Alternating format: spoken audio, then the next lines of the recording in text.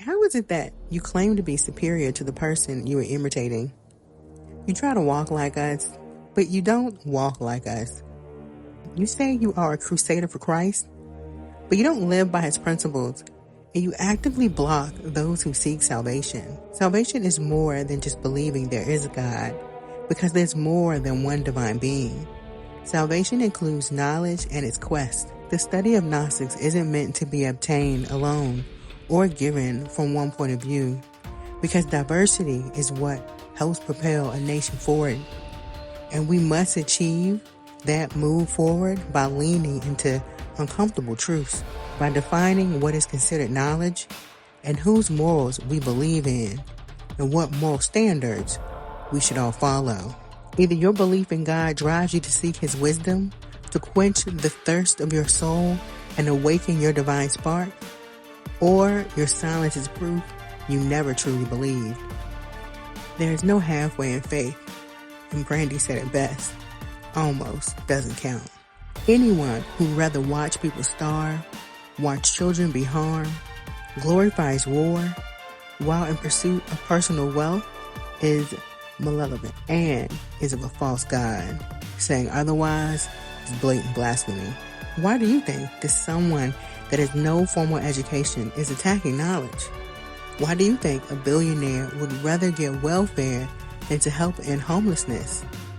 Because only a brilliant soul would use their fortune for good.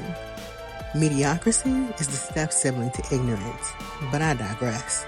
So I know you're wondering, what does education and salvation have to do with mental health and herbalism?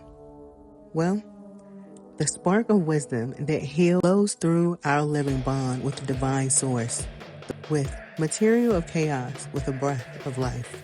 How is it that the very thing that sets us free, wisdom, is what tyrants fear the most? They fear thinkers more than warriors, because a thinking people are dangerous, a reading people cannot be ruled, and a questioning people cannot be deceived. Throughout history, every empire has tried to silence the curiosity, burning books, rewriting scripture, outlying thought. From the Library of Alexandria to the burning of ethics studies, the oppressor fears illumination, because the moment you see light, you start to notice the shadows. You see, there's a difference between God and the God of this world. One brings revelation, the other demands obedience. One says, seek and ye shall find, and the other says, don't ask questions. Eat this candy and follow me. One heals, the other hides behind war, profit, and power. The ancient Gnostics called that false god Demiurge, the blind creator who thought he himself was supreme. And isn't that the same spirit we see today? Leaders who act divine while spreading division. Preachers who build empires while congregations go hungry. Politicians who hold the Bible but never open it. When faith becomes a business and knowledge becomes forbidden, you are no longer in the house of God. You are in a temple of control. Education isn't just about degrees. It's about liberation. When a child learns truth, they break generational spells and curses. When a mind questions what has been told, the chains of illusion start to rust. That's why they defund school, ban books, and rewrite history. They fear a people who can see through them and their alternative facts. Because knowledge is holy, curiosity is prayer, and teaching, real teaching, is an act of divine rebellion. Let's be honest, we've seen this play before. The same fire that burned witches in Salem now burned through social media feeds.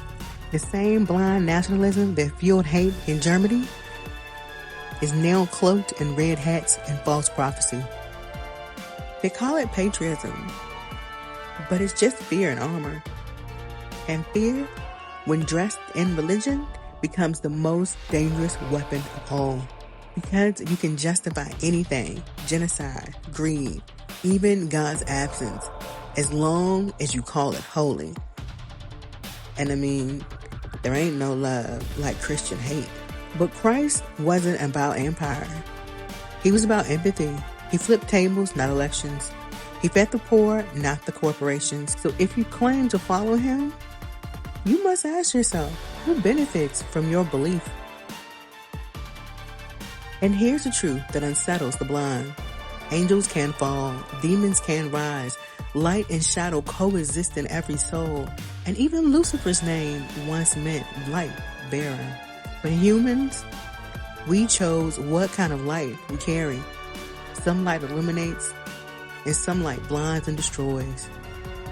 That's why discernment matters more than dogma. Every revolution, every healing, every spirit awakening begins with people remembering that truth isn't handed down, it's discovered. The Gnostics understood that divine knowledge is light, and that light was feared. It wasn't the people they sought to destroy, but the truth they carried. That's why the scrolls were buried, to hide what could awaken the world.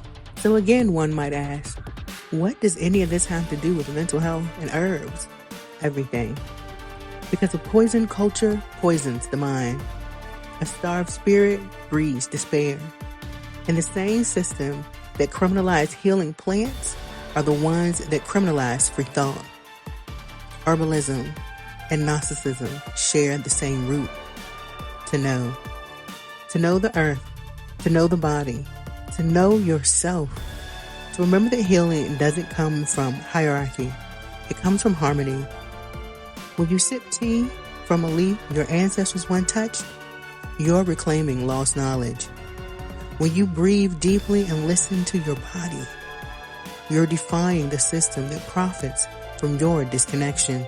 So maybe salvation isn't found in temples or towers, but in remembering that your mind, your body, and your spirit are divine classrooms.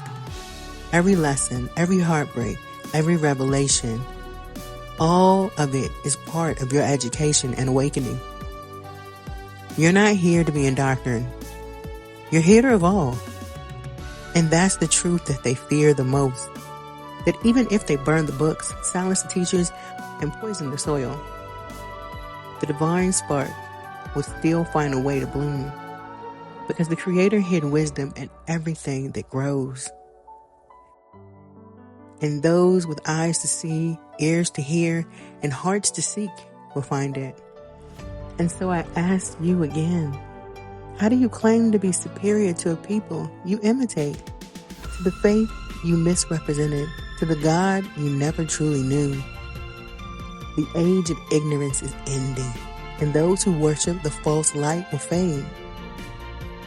But those who carry truth within will rise, rooted in love and radiant with knowledge.